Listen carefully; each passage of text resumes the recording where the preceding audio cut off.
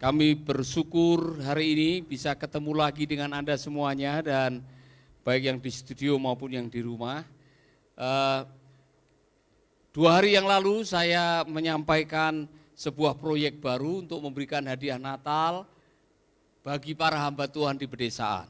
Nah, awalnya memang beberapa tahun yang lalu saya ketemu Pak Gottlieb dari Pulau Sabu yang datang ke rumah dan sepatunya sudah rusak, tapi dia tetap pakai karena memang itu satu-satunya sepatu. Dari situlah saya menghargai orang-orang yang memberitakan Injil harus jalan kaki. Saya ketemu juga Pak Yakubus yang 36 tahun melayani, tiap hari jalan 8 kilo, tidak pakai sepatu, tidak pakai sendal. Itu yang membuat saya terharu ya. Ada orang-orang yang karena keterbatasan harus menjalankan misi setia, meskipun mungkin kalau saya suruh jalan 8 kilo di daerahnya Pak Yakobus tidak bisa, saudara-saudara. Tapi mereka adalah orang yang luar biasa. Nah, itu sebabnya saya minta Marcel ini yang mencatat berapa yang sudah masuk kemarin. Marcel dari ya, silakan Marcel, berterima kasih. Ya, salam semuanya. Saya akan melaporkan dana yang sudah terkumpul selama ini. Kita berterima kasih kepada Pangwaran sudah berdonasi sebesar 1 juta rupiah. Dan kita juga berterima kasih kepada Albi Ginting sudah berdonasi 4 juta rupiah. Dan berterima kasih juga kepada Ibu Lina sudah berdonasi 200 rupiah. Jadi total semua donasi yang sudah terkumpul 5.200.000 rupiah. Kiranya hati yang sudah memberi, Tuhan Yesus memberkati. Amin, luar biasa. Jadi saya mau berterima kasih kepada saudara-saudara.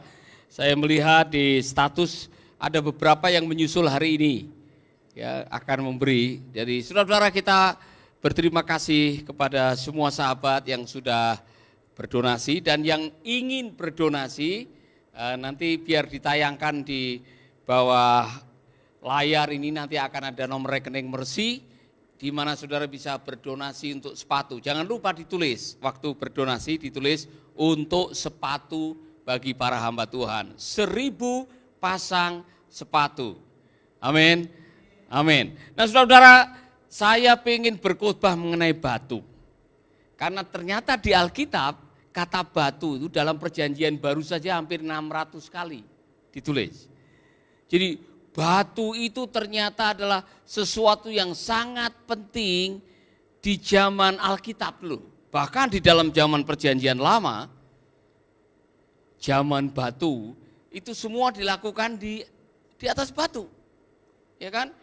Ini contoh saudara-saudara, pada waktu Abraham menemukan tempat-tempat penting, dia mendirikan altar. Ya kan? Kalau ada perjumpaan dengan Tuhan, dia pakai batu sebagai pertanda. Pada zaman Musa, saudara-saudara, Musa mendapatkan perintah Allah, 10 perintah Allah itu ditulis di atas batu. Saudara-saudara, jadi batu itu sesuatu yang sangat penting. Mungkin saudara pernah membaca kisah mengenai orang-orang Israel yang disunat. Disunatnya di atas batu. Jadi Pak Rudi disunat di atas batu atau di atas ranjang? Iya kan? Kita semua sedikit banyak yang namanya batu ini sangat penting. Kemudian saudara-saudara, sekarang istilah batu dipakai bermacam-macam. Nah, kira-kira dari sekian banyak batu, sebutkan nama batu yang atau kata-kata yang pakai batu. Batu akik. Ya. Batu bara itu penting ya. Kalau batu bara sebagai bahan bakar, Marcel, batu akik itu apa? Menarik wanita. Iya. Batu akik yang dipercaya katanya punya kekuatan gaib. Ya. Apalagi saudara-saudara? Batu nisan. Apalagi? Batu penjuru. Apalagi? Batu sudah tadi disebutkan, ya kan?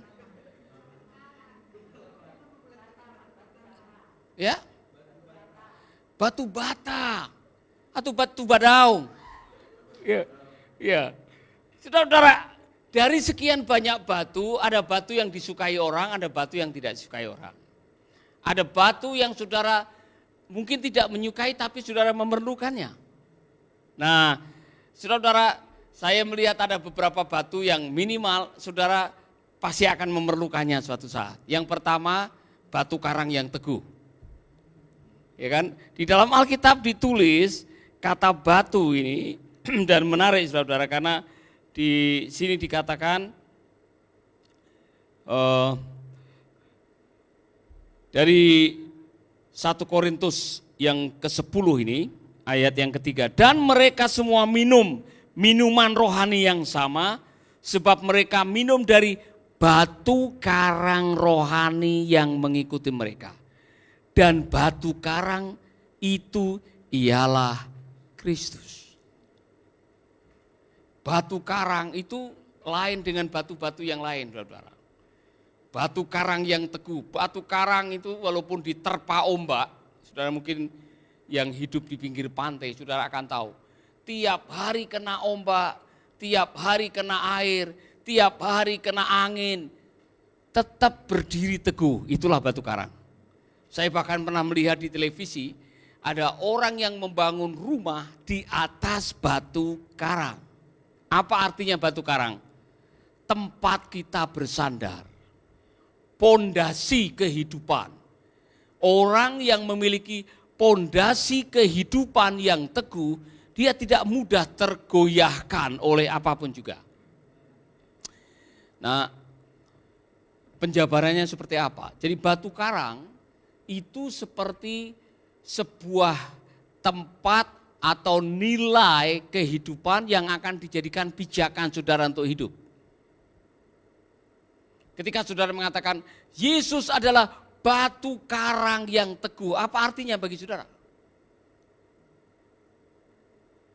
Waktu saudara mengatakan ia adalah batu karang, ia menjadi tempat saya untuk berdiri, bersandar, menghadapi segala macam tantangan dalam hidup ini. Artinya ketika Anda memegang firman-Nya Kristus, dalam situasi apa saja, saudara tidak akan goyah. Karena apa? Nilai kehidupan itu yang membuat Anda tidak mudah berubah pikiran. Tidak mudah berubah haluan. Tidak mudah membuat keputusan yang bisa menghancurkan. Dan dalam hidup ini kita perlu seperti itu. Apalagi sekarang, saudara-saudara. Banyak tantangan dalam kehidupan yang kalau saudara tidak punya tempat bersandar yang teguh, saudara bisa goyah. Sebentar lagi ada pemilu. Dan sekarang ada aturan, siapa yang menerima uang serangan fajar, Anda bisa diperkarakan. Sekarang kalau Anda ketahuan, Anda memilih calon tertentu dan Anda sebelum memilih menerima uang serangan fajar, Anda akan bermasalah dengan hukum. Nah, ada orang-orang tertentu yang tidak tahu, ya kan? Dari A dia terima, dari B dia terima, dari C dia terima. Setelah si A tidak terpilih, diminta lagi tuh uangnya. Ya kan? Mungkin saudara sekarang ada banyak sekali tawaran-tawaran melalui media sosial.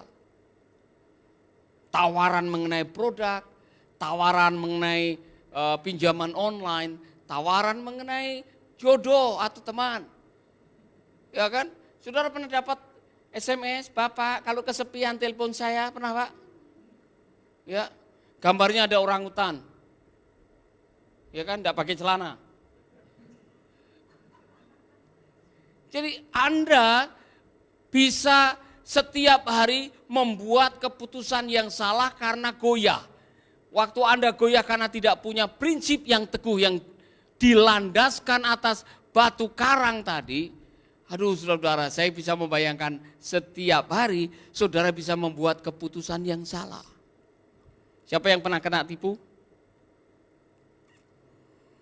Selamat Ibu Lydia, Anda mendapatkan hadiah 128 juta dari Telkomsel. Iya kan? Kemudian saudara telepon, kemudian disuruh store untuk uang komisinya, dituntun diam-diam ke ATM, ya kan? Saudara store tidak dapat apa-apa. Ya. Anda mau beli HP, tahu-tahu kiriman batu bata. Ini semua sekarang orang bisa menggunakan apa saja, maka Anda dalam situasi seperti ini harus punya keteguhan hati untuk membuat keputusan. Maka jangan hidup berdasarkan penglihatan. Hiduplah berdasarkan iman yang dilandaskan atas batu karang yang teguh. Rasul Paulus memakai ilustrasi Yesus sebagai batu karang. Kamu minum dari batu karang ini. Batu karang itu adalah Kristus. Artinya apa? Dia adalah sumber kehidupan kita. Dulu ada lagu lama itu. Batu karang yang teguh. Gimana? Padamu batu zaman. Ada? Batu karang yang teguh. Terus? Aku minta lindungan. Macam-macam lagunya, versinya, saudara-saudara. Tapi dalam hidup ini, saya mau mengatakan Anda yang mudah terombang-ambing, sulit membuat keputusan, tidak tahu pegang nilai hidup, sekarang datanglah kepada Tuhan dan Tuhan akan menolong saudara. Amin. Yang kedua, batu yang saudara perlukan adalah batu altar yang dipakai oleh bapak-bapak kita di zaman perjanjian lama. Batu yang dipakai untuk apa? Mempersembahkan korban. Artinya apa? Anda punya altar, Anda punya tempat di mana Anda membangun hubungan dengan Tuhan. Jadi batu altar adalah simbol Anda memiliki hubungan yang baik dengan Tuhan. Setiap hari. Saudara-saudara, saya kagum dengan Abraham. Kemanapun dia berjumpa dengan Tuhan, dia bikin altar di situ. Kemanapun dia mengalami perjumpaan dengan Allah, dia membuat, kalau boleh saya katakan, batu pengingat. Kayak tugu peringatan. Saudara-saudara, saya menyarankan Anda semua dalam hidup ini, coba dirikanlah batu peringatan untuk mengingat kebaikan Tuhan. Sehingga suatu saat Anda berziarah ke masa lalu Anda, dan setiap kali Anda ada di situ, Anda mengingat kebaikan Tuhan dan engkau dikuatkan kembali. Saudara, kalau naik mobil atau motor dari Denpasar menuju ke Gilimanuk misalkan, di kanan kiri itu kadang-kadang ada batu. Batu petunjuk berapa kilometer. Iya kan? Nah, batu itu mengingatkan Anda sampai di mana. Saudara-saudara, itu disebut dengan batu pengingat. Karena apa? Saudara-saudara, di dalam setiap perjalanan hidup kita seperti Abraham, nanti ada di sini ada batu, di sini ada batu, di sini ada batu, di sini ada batu. Ketika anak cucunya kembali ke daerah itu, mereka masih ingat, oh ini nenek moyang kita dulu pernah mengalami sesuatu di sini. Saya yakin saudara punya, walaupun mungkin tidak punya batunya, tapi ada satu peringatan-peringatan dalam hidup yang kalau saudara mengingat, haleluya, Tuhan baik. Amin. Tidak ada salahnya mari kita mendaki Bukit Sion, ziarah secara rohani. Apa artinya? Ini bukan piknik. Piknik dengan ziarah itu beda. Apa bedanya coba? Kalau piknik Anda hanya bersenang-senang. Kalau ziarah mengenang dan berdoa kembali. Nah, kita jarang, kalau orang Kristen mungkin jarang berziarah. Tapi saya sarankan kepada saudara-saudara, sering-seringlah berziarah rohani, menengok kehidupan saudara dan mengatakan di kilometer 5 ini dulu saya pernah ditolong oleh Tuhan. Harusnya saya mati di sini.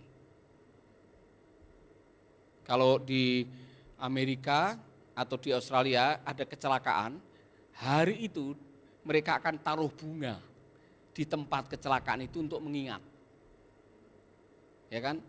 Saudara-saudara, saya yakin kita semua kalau menengok masalah kehidupan saudara, menengok ke belakang ada batu-batu peringatan yang membuat Anda senyum, ada yang membuat saudara menangis, tapi yakinilah bahwa di setiap batu pengingat itu ada peristiwa yang bukan kebetulan.